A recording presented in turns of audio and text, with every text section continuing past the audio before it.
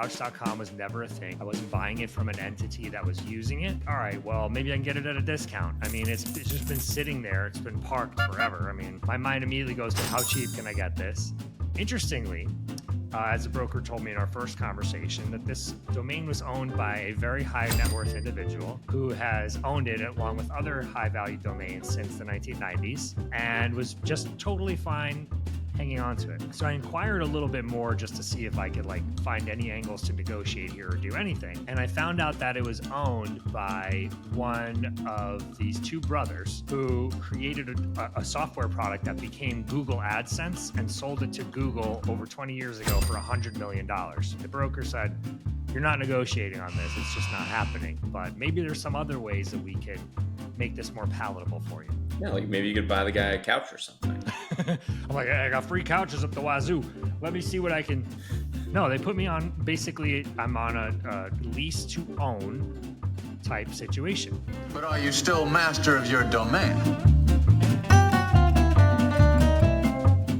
Welcome, everyone, to a disjointed and discombobulated episode of Master of Your Domain, brought to you by Snagged. I'm really pleased to have Alex back here today. Alex is the founder of Couch.com, which is a content-driven marketplace for furniture and couches. And I'll let you talk a little bit more about that, but I'll give your background. I know many moons ago, back in 2009, also started a company called Apartment 2B, which is in the furniture space as well. And you were there for many years until the company was acquired in 2018. So Alex, thanks for coming on the show. Well, thanks, Rob. Do you want to tell us a little bit more about Couch.com and what you all are building right now? Yeah, absolutely. So Couch.com is, as you said, a content-driven marketplace for the furniture industry. So what is that? Basically, we set out to solve, or I did initially, it was just me, to solve the biggest problem that I've noticed working in the furniture industry for my entire adult life, which is quite simply that nobody has any idea where to buy a new couch or to buy furniture. So why is that? Well, there are a lot of different reasons why. One of the reasons is it's just something we don't do very often, right? It's not like buying a t-shirt. I can tell you exactly where I want. I mean, that J. Crew sale rack has my name on it, basically. I know exactly where to go when I need new clothes.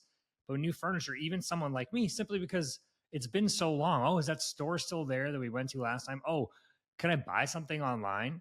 So it's fairly niche in approach. I mean, we're not curing cancer here. However, it seems to be we're answering a real important question that in the end leads to a lot of commerce, multi billions of dollars. And yet there is a gap in understanding between the consumer and the retailer. The retailers don't know how to find the consumers because they're just sort of spraying and praying on the internet to try to acquire new users. And users have no idea where to go to buy new couch. They'll just try the place that they drive by on the way home, or this one website.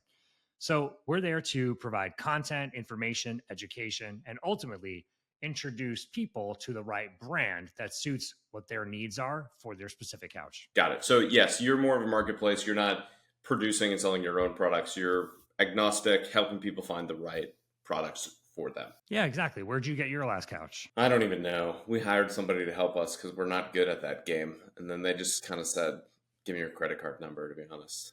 Hey, there's a whole industry out there of interior designers just swiping people's credit cards all day long, let me tell you. When we moved to our new place, it was hot. It was a hot card. It's amazing.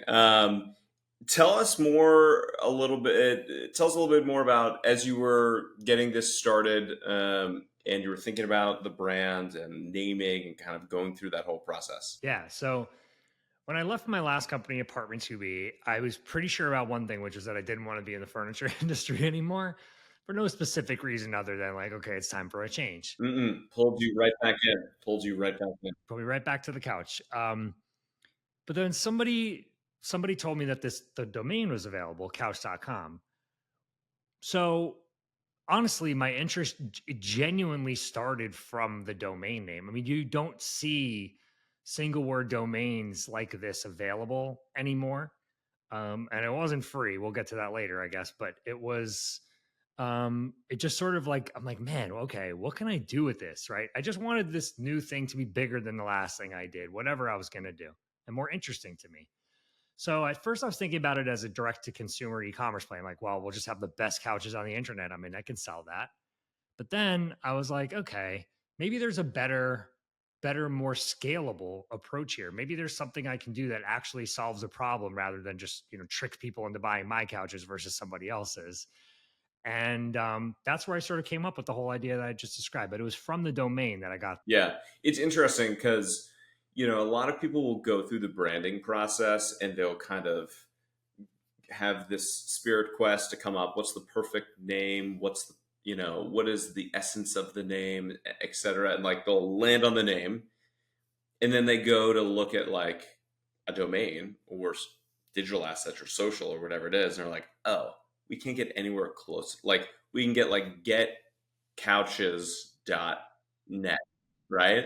And they're like, that's not exactly what we thought of when we came up with this amazing name. So I love that, like kind of leading with the assets, especially if you're open, you have some flexibility in what the name could be, leading with like, what's a pretty awesome name that builds me credibility right out of the gate that I can make sure works for this business. That's absolutely the thought process that I went through.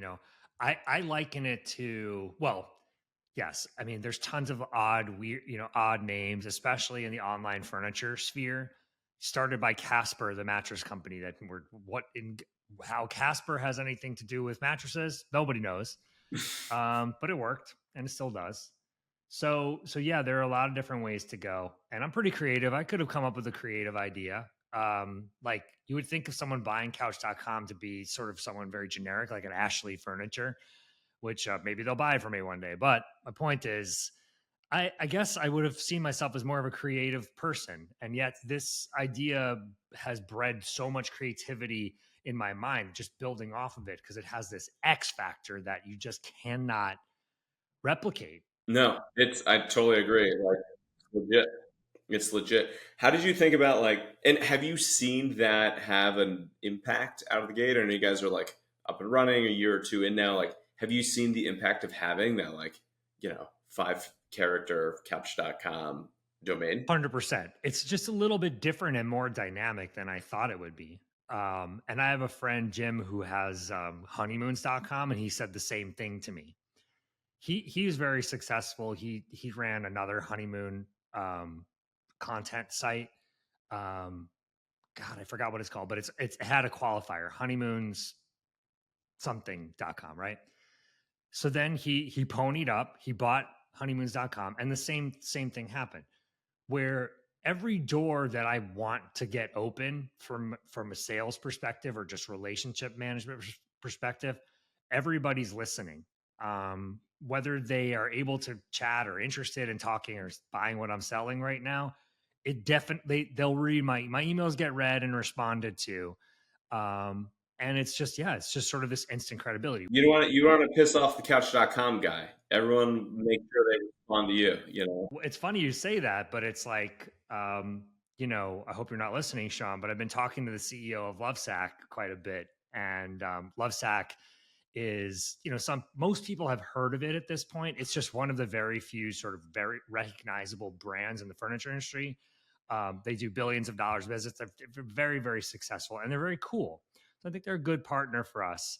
And he keeps he asking in our conversations that we had, like, well, why would we partner with you? And I'm like, well, we're going to have everybody else in the furniture industry. We're going to be able to, we're sort of presenting ourselves as the Consumer Reports of couches. I mean, you at least want to be on our good list in the nicest way possible. Yeah. Otherwise you wind up on badcouches.com, which you also own. I own that one too. Let me tell you something, Rob. No, I don't. That's actually for couches that misbehave. That's right. If they stain themselves. So tell me more about, so like you just heard randomly that this domain was for sale. Like, do you remember how that came across your desk? I think a friend of mine told me about it. I wish I remembered who it was. I don't remember. So it kind of got floated past you, and you started thinking about it. What was the process then to kind of get in touch and start talking about a price or see if it was feasible? Yeah, super interesting process, and I love talking about it because people, I don't know, it's just something that either you've gone through this process or you haven't. Most single word domain names are handled by brokerages. Why? Because brokerages are able, they sell these all the time. It's the closest you can get to like having some sort of comparable sales in the past by having a brokerage that's like, well, I've sold this domain for this and this domain for that. Both on the buying and the selling side, nobody really knows how to value these domains because there is not an inherent value. And there are not enough comparables that you can be like, okay, this, if it has 5 letters and means something, it's this price. Like, it's the Wild West. Contacted this broker, very sharp guy. When he wanted to get on the phone with me after I expressed interest, I'm like, oh, this is going to be very expensive. So we started chatting. Oh, we're going to talk on the phone? Yeah, this is going to be expensive. That's when you know things are getting real. You're like, I thought we could email a little bit. Right. If like you get the phone call, if your parents call you, if your wife calls you, you're like, oh, what did I do? So I'm talking to him, and of course, this thing has never been anything. Couch.com was never a thing. I wasn't buying it from an entity that was using it. It was not an existing or established business. It has to be built from the ground up. It had some kind of domain authority, which immediately went away as soon as I launched the website. So that sucked. But it had something, but very little. Yeah, and you weren't buying it for the domain authority. You were buying it because it's a incredible one-word domain. Right. But point is, like, it had never been a thing, and I'm like, all right, well, maybe I can get it at a discount. I mean, it's just been sitting there. It's been parked forever. I mean, so my mind immediately goes to how cheap can I get this?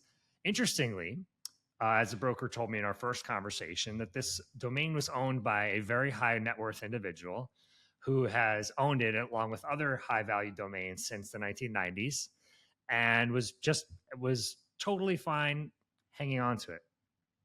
So I inquired a little bit more just to see if I could like find any angles to negotiate here or do anything.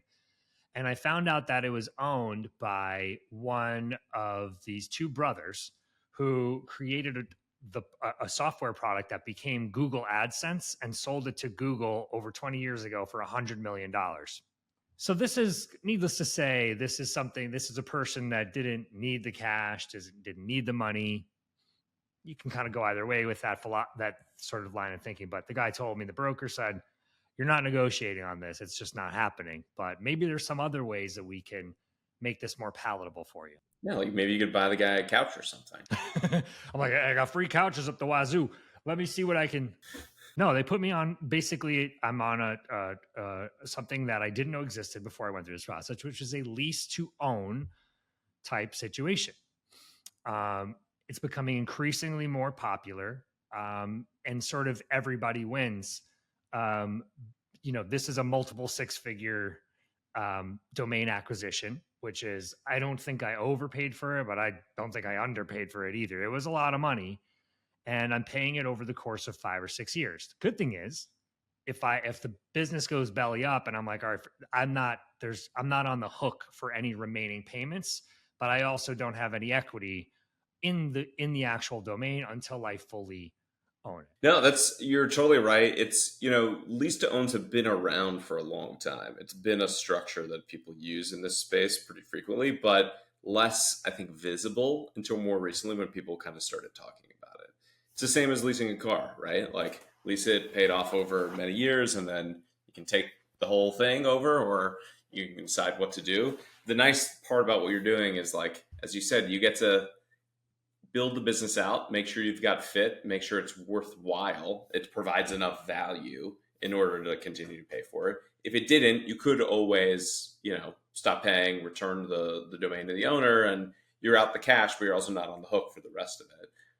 It is a nice way to kind of kick the tires, make sure the business works, and then feel like you've earned the right to either pay the whole thing off or just keep making the payments. Absolutely. And there's one other sort of tangible benefit of doing this that I hadn't considered at first, which is in a full cash domain acquisition, you're amortizing that expense over a number of years, but getting very little tax, not little necessarily, it depends how your accountant does it, but less tax benefit than you would as a lease.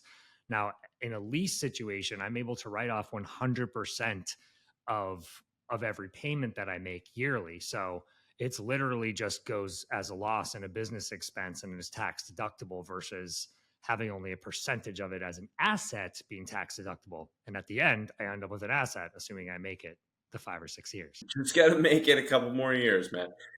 Keep going. No, that's super interesting. Yeah, how you structure this from a tax perspective is a big topic, especially around domain owners. How it is structured, how long you've held the domain for, what type of gains you're paying for it, and then on the flip side, totally, if this is an asset, if you're claiming it on your business taxes, et cetera, there's ways you can be smart about that. That's amazing. How have you thought about social or other digital assets and like trying to see if you could get handles that match or other assets that match? Is that important? Does that matter for your type of business? Well, a lot of the sort of single word domains have had to take just simply because there's no dot in any handle. So if your business, well, let's start here. Fundamental question. If I have couch.com, is my business called couch.com or is it couch? What is it for you? For me right now, it's couch.com. It's interesting because I've actually thought like this is always going to be couch.com. It's catchy. It means something. It carries the cachet. The word is so generic and we use it so often that it almost doesn't make sense to have it as a brand name until we've reached some level of market penetration that I feel like we could just call it couch. And I feel like we could do that. Yeah. But I agree. There's a lot of benefit to just using the .com as part of the name, right? It's like, that's what cars.com did very successfully. 1-800-Flowers.com. Like there's a lot of examples. 1-800-Flowers.com actually is both the phone number and the domain in it. They're like 3D chess here. But yeah, especially when it's so generic, having the .com on it makes it its own unique spin on the word itself. I think that's really smart. And then, yeah, if you reach certain level of notoriety or brand awareness, you could always shift that. But there's very little downside to having the domain in the as part of the name, given that that's where you want people to go. For sure. On social, just something. I mean, maybe this is obvious, but I actually hadn't thought of it. We literally have to spell out DOTCOM because you cannot do a handle like @couch.com. You can do it on Facebook. I think you can do it on Instagram. I think you can do it on Instagram and Facebook. Yeah. Facebook, you can. Instagram, it's DOTCOM. So anyway, we're at couch.com, all spelled out in a lot of places. So you'll see a lot of businesses doing that. Is that I would see that as a downside of having a single word domain or just like having a business name like a cars.com or couch.com versus like something called Casper, because then it could just be at Casper. But yeah, social media isn't everything, and it certainly isn't everything in furniture buying and e-commerce yet. So that wasn't the first priority. Gotcha. Awesome. This is fascinating. I love, Alex and I, we have not met really prior to this, but when I kind of put a call out for, cool stories about domains, and now you got tagged in, and the exact thing you were describing happened. It was like, whoa, Alex Back, like founder of couch.com. I was like, that's legit. Like that's such a legit domain name. I need to talk to this guy. So I can see how when you said it opens doors for business partnerships or emails get returned, et cetera, like that's I would say almost like another secondary benefit that I didn't even consider as just like the B2B side of the world and being able to get your foot in the door where it might be tougher otherwise. My buddy Jim for honeymoons.com has like he's like one of Sandals, like the resort chain. He's one of their top like travel agents and partners in the world because he's just opened doors with honeymoons.com that has allowed him to become that. So yeah, big X factor. That's pretty amazing. Cool. Well, Alex, thanks so much for coming on, for sharing your story, your domain story. I'm sure like you're getting hit up all the time by all the top domain name podcasts, and you chose us. So I'm very appreciative of that. But yeah, thanks for sharing your story and for hanging out. Thanks, Rob. Appreciate it.